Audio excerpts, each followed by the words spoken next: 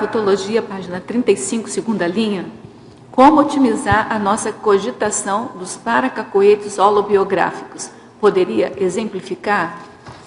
A cogitação dos paracacoetes holobiográficos. Paracacoetes holobiográficos tem até um verbete, que vale a pena a pessoa dar uma estudada. Do professor Valdo, além da definição, ele dá uma série de detalhamentos sobre esses paracacoetes. Se a pessoa ela começar a perceber no dia a dia dela, ela vai ver que ela tem uma série, às vezes, de condicionamentos com as mãos, com as pernas, com o jeito de falar, o jeito de se vestir, a linguagem. Então, isso tudo são condições que ela pode avaliar, que ela tem um aprendizado não dessa mesologia, não dessa questão cultural, mas sim que isso já faz parte do processo de bagagem dela de outras vidas, tem uma relação com o processo de holobiografia. Então, muitos detalhes, né? A gente já teve uma colega que ela estava descendo a escada e ela estava com a saia, e aí quando ela foi ver, ela segurou a saia de uma forma que dava a impressão, assim, um processo bem de monarquia, né? Ela segurou a saia assim, levantou um pouquinho, e aí foi descendo com um determinado trejeito. Ela falou assim, puxa, mas isso para mim é retrocognitivo, esse jeito de segurar a saia para descer. Então, uma série de condições, os cacoetes, às vezes sutis e às vezes caricaturados. Né? O tipo de raciocínio também que você utiliza, né? Também. A linguagem, uma série de condições. Na página 35, em Parapatologia, a segunda linha, você coloca a cogitação dos paracacoetes holobiográficos. Pode comentar, Leandro? Uhum. A gente deu aqui o exemplo até de uma pessoa que uma vez ela estava descendo umas escadas e no que ela ia descendo os degraus, ela segurava a saia de uma forma e que quando ela foi vendo, aquela forma dela era bem espontânea, bem natural e parecia bem um processo monárquico. E aí ela foi se dando conta, nossa, mas como é que eu faço isso tão fácil e tão rápido e nem me dava conta? Ninguém nunca ensinou aquilo para ela, ela tinha um aprendizado paragenético daquela maneira. Então, o que é interessante da gente, dentro da gente avaliar esse nosso conhecimento dos nossos mecanismos, da nossa forma de funcionar, existem determinadas maneiras e trejeitos nossos que eles são holobiográficos, eles são paragenéticos. E existem outros que não, eles são mesológicos. Vale a pena a gente analisar dentro do processo de autocrítica, dentro do nosso dia a dia, o quanto a gente às vezes se contamina com cacoetes e trejeitos da própria cultura, da própria sociedade, e o que a gente já traz conosco mesmo, e isso tem relação com a nossa consciencialidade. Então, eu chamo a atenção aqui da gente poder fazer essa análise, justamente, às vezes, para a gente avaliar. Esses trejeitos, eles foram aprendidos agora, eles são aprendidos e eles são positivos, ou eles são patológicos, e os nossos trejeitos do passado também, que às vezes fica muito claro pelo processo natural, muito espontâneo, né? Muito fácil de fazer. Por gentileza. Linkando com a questão, já que estava na legisologia, aqui me ajuda a entender sobre a página 36, politicologia, onde você edita a política antievolutiva pessoal, da procrastinação, da cognição e do autodiagnóstico. O que seria, assim, trocando em miúdos, uma explanação, por gentileza. Ok. Aqui, o que eu estou chamando a atenção? Tem um pouquinho a ver com aquela fobia da consciencioterapia, da fobia do autoconhecimento, da fobia de ir num consciência cobaia. Porque quando você entra num processo de investigação pessoal, de conhecimento pessoal, você entra em diagnósticos pessoais. Daqueles mecanismos, às vezes, que estão parapatológicos e que você já pode mudar, e que você precisa mudar. Porque se você não mudar, aquilo ali atravanca um pouco o seu processo de evolução.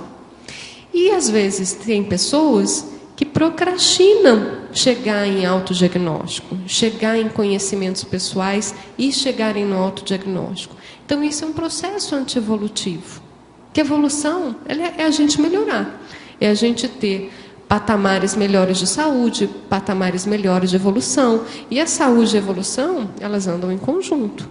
Quem tem um patamar evolutivo melhor, tem um nível de saúde melhor.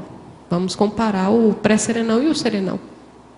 Certo? Fica bem os extremos, né? Então, essa questão de procrastinar, se conhecer e ter os diagnósticos, isso é um processo antievolutivo. Clareou, Sheila? Quando a pessoa chegar nesse autodiagnóstico, né, do autodiagnóstico em relação o autodiagnóstico em ajuda, por exemplo, de uma autoexposição com cobaia, ou de uma ajuda especializada, por exemplo, de uma terapia, mas mesmo assim é o autodiagnóstico pela autocrítica, mas com a ajuda de pessoas que têm essa qualificação. Mas uma vez que isso é encontrado dentro dela, nessa autocrítica, até o ponto da aplicação efetiva na sua vida cotidiana, não tem uma distância ainda? É muito limiar, é muito perto? Ou, sabe, até a pessoa efetivar aquele autoconhecimento na vida dela? Aí você já está partindo para uma outra etapa, dela enfrentar para melhorar aquele diagnóstico, é isso? Acho que sim, é isso. Né? Porque, assim, dentro do nosso processo de autopesquisar, a gente se investiga, a gente dá determinados diagnósticos. A partir dos diagnósticos que nós conseguimos alcançar, o que a gente vai fazer com aquilo? A gente vai continuar com o problema ou vamos buscar resolver o problema? Então, o ideal é perceber o que tem uma alteração, vamos buscar melhorar. Então, a gente fazer as próprias ações de autoenfrentamento daquela situação. Esse é um ponto que, quanto mais rápido a gente percebe os diagnósticos e a gente parte para o enfrentamento desses diagnósticos, quanto mais rápido a gente faz isso, melhor. Porque, senão, a gente começa a se acompliciar com as nossas patologias.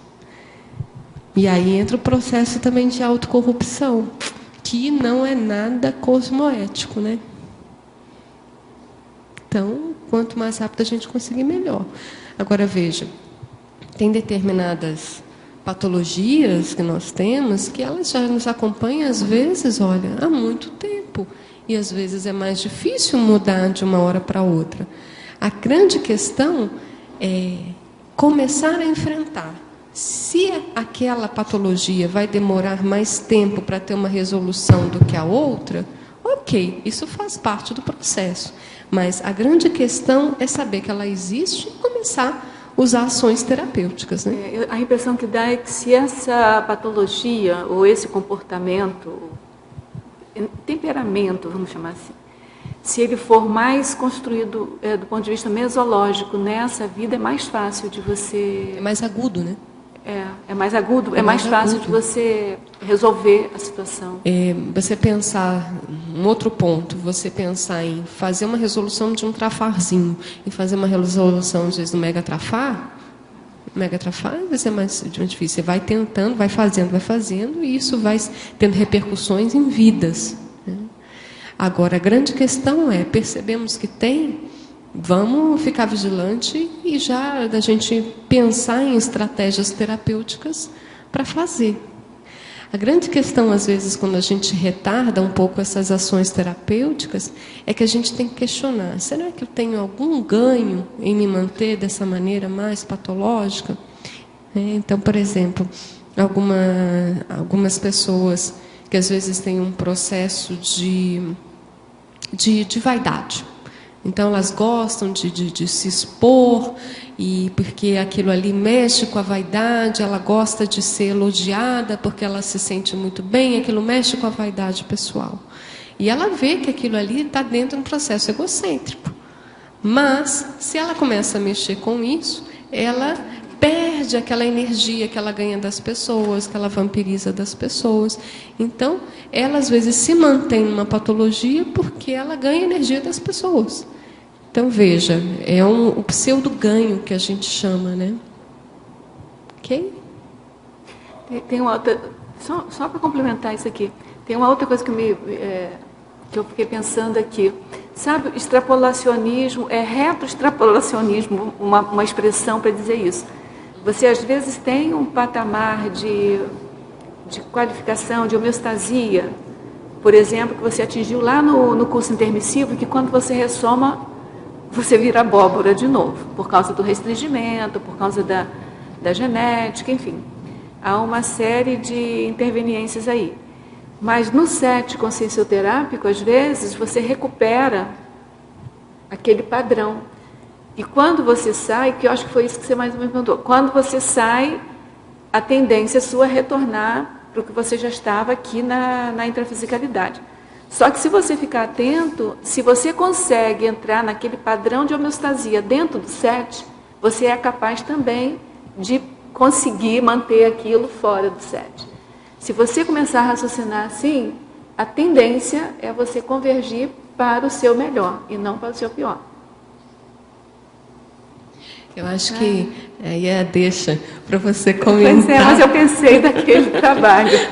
Acho que valeria a pena você comentar daquela técnica que você fez, que você apresentou e publicou um trabalho que era justamente do Mater Pensene, da questão autoconsciencioterápica. Acho que valeria a pena você comentar como é que você fez. Então, mais ou menos foi pensando nesse trabalho, que ela que me lembrou agora, antes da tertúlia, que eu te falei isso, porque eu captei que a sua pergunta era exatamente essa questão. Então, eu fiz consciencioterapia por um tempo bem longo, assim, 6, 8 meses. Era uma vez por semana, né? E a gente fazia os relatórios semanais e os relatórios do SET, consciencioterápico. Era quinzenais, não era semanal. Eram quinzenais. E aí chegou um dado momento lá, eu queria só trocar um horário e tal, e a consciencioterapeuta que estava me atendendo falou assim, não, está na hora de você fazer uma avaliação, porque está na hora de você não acha que você já pode receber alta? Eu ainda estranhei, falei assim, não, eu quero continuar. Mas ela disse, não, você aplicou tantas técnicas, vai lá e faz uma avaliação desse período. Eu cheguei em casa com um bolo de relatório, assim, eu falei assim, como é que eu vou fazer uma síntese, uma análise desse bolo de relatório? E aí me veio a ideia... Rosa, acho que vale a pena só explicar o que é o relatório, porque tem gente que nunca fez consciencioterapia. Existem relatórios de consciencioterapia que são para a pessoa, saiu ali do atendimento da consciencioterapia, ela faz um relatório que tem vários itens, desde técnicas aplicadas e processos de que ela percebeu do holossoma. Sensação do soma, do psicossoma, mental soma. Naquele momento, daquele atendimento e no intervalo de 15 dias. Então, são 2 relatórios que você faz. São 2 relatórios. O relatório do SET, enquanto a gente estava lá, e o relatório da semana, da quinzena. E um dos itens, então, além dessas percepções, né, do holossoma, um dos itens era o Mater Pensene daquele SET e o Mater Pensene da quinzena para cada relatório. Aí eu falei assim, bom, então o jeito é eu pegar o Mater Pensene e fazer uma análise a partir do Mater Pensene. E foi muito interessante, porque o que eu observei? Eu botei os Mater Pensene dos SETs, um embaixo do outro. Coloquei o Mater Pensene das quinzenas, um embaixo do outro. Fiz uma sequência. Eu consegui observar que o Mater Pensene das quinzenas, eles iam melhorando progressivamente.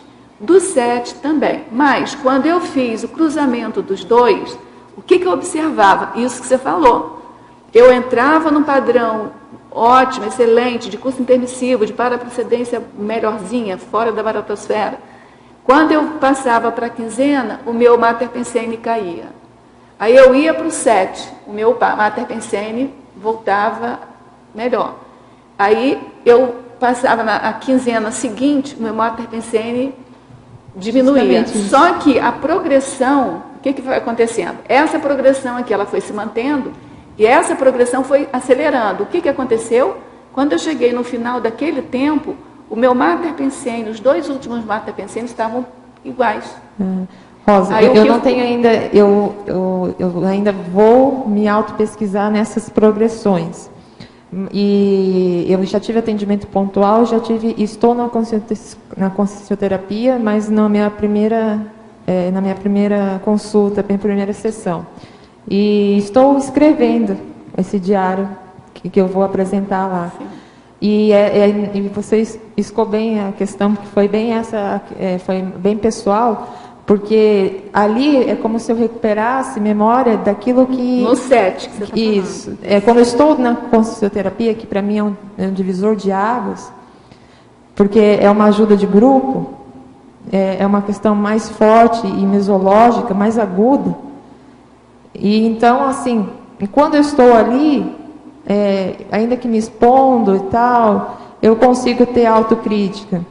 Quando eu saio dali e me afasto, eu perco minha autocrítica. Mas era isso mais ou menos que acontecia. E aí eu fico pensando, em que momento eu vou conseguir aplicar o raciocínio cognitivo que eu estive lá dentro. Mas é isso que eu estou falando. Mas Olha, aí eu vou estudar agora essas progressões isso. que vão ser feitas, até que de fato, mas eu já senti pelo primeiro atendimento que a consciencioterapia realmente vem assim marcar um ponto. Você está fazendo a quinzenal. A quinzenal. Para mim é fundamental também ter feito a quinzenal, porque eu já tinha feito da intensiva também, mas a quinzenal dá tempo a você de você ir se reerguendo, né, ao longo do tempo. Porque... Então, eu não pensava nisso. Eu só vislumbrei essa condição depois, no final. Eu olhei para trás e vi aquilo, estava escrito ali. Entendeu? Então, assim, eu tenho a impressão que isso acontece com toda pessoa. Porque por isso a consciencioterapia é a autoconsciencioterapia. Isso que aconteceu foi justamente um dos sinalizadores de uma alta consciencioterapia. Que é justamente quando você consegue entrar no processo de você fazer a sua autoconsciencioterapia. Isso. Então, o que acontece? Ali no set consciencioterápico, ele é um ambiente totalmente otimizado. Ele é um ambiente que já fez consciencioterapia, percebe? É um processo mental somático. Ali o campo é do evoluciente. Então, ali, independente dos consciencioterapeutas que estão atendendo, ali o campo é evoluciente. O mando de campo é do evoluciente. Então, ali entra o processo de paraprocedência, holopensene, equipe extrafísica que vai ajudar e está interessada em ajudar aquele evoluciente. Então, dentro do processo, o trabalho multidimensional. Muitas vezes, o evoluciente ele começa a perceber o próprio padrão que às vezes ele pode alcançar e que ele ainda não alcançou justamente porque faltam acertar algumas coisas. E quando ele começa a acertar essas coisas, é que ele melhora a homeostasia dele, ele melhora a saúde dele. Então, o que a Rosa percebeu? Que quando esse padrão que ela tinha lá, que ela era capaz de alcançar, ela conseguiu perceber isso no dia a dia dela, ela viu que era um critério que ela poderia ter uma alta consciência. É aquela coisa do ser e estar. Eu consegui perceber que eu era aquilo e eu estava isso, entendeu? E aí, é responsabilidade. Mas veja, você chegou na convergência dos padrões porque você fez um movimento de mudança. Ah, sim. Você fez os enfrentamentos que você precisava fazer. E aí eu considero os relatórios fundamentais, porque o relatório, a balizar, né? O relatório do SET eu fazia imediatamente após a sessão, o atendimento. E o quinzenal, eu andava de caderninho na mão, anotava todas as ocorrências, né, sinaléticas, anotava tudo, e fazia ou na véspera ou no dia de manhã do atendimento. Então, o que eu acho também que contribuiu com isso tudo da autoconsciencioterapia é que eu ficava em autovigilância o tempo inteiro. Então, imagina, você ficar em autovigilância durante um período de 6, 8 meses. É muito fantástico, isso eu acho que é. E aí a questão, esse processo que você fala da autovigilância é o que a gente fala da autoexperimentação. Sim. Que a gente até coloca aqui. Né? Exatamente, olha, na quinta linha. A autoexperimentação ampliando a cognição autoconsciencioterápica. Que é justamente isso. A partir disso, você começa a melhorar o seu processo de criticidade e você vê o que, de fato, qual é a melhor estratégia para você fazer aquela mudança. Até que você aí, na sua técnica, que a gente até já comentou da Rosa fazer um verbete sobre essa questão, de justamente uma técnica que ela utilizou e que ela percebeu que um dos parâmetros que ela conseguiu perceber para ela, sentir que ela poderia ter alta, que foi justamente essa convergência mater-pensêmica. E o mais sério é o desfecho, né? Que eu queria continuar na consciencioterapia. Quando eu me deparei que eu já estava no mesmo nível que eu já, né, que eu estava dentro do 7, era assim, era a autocorrupção minha, eu continuar com a consciencioterapia, era o contrário. As pessoas às vezes ficam em autocorrupção, não querendo enfrentar a autoconsciencioterapia. E eu queria continuar, mas era a autocorrupção minha continuar, porque já estava mostrado ali que o que eu precisava era assumir minha responsabilidade. Exatamente. Foi muito interessante essa técnica. Ou seja, autocriticidade.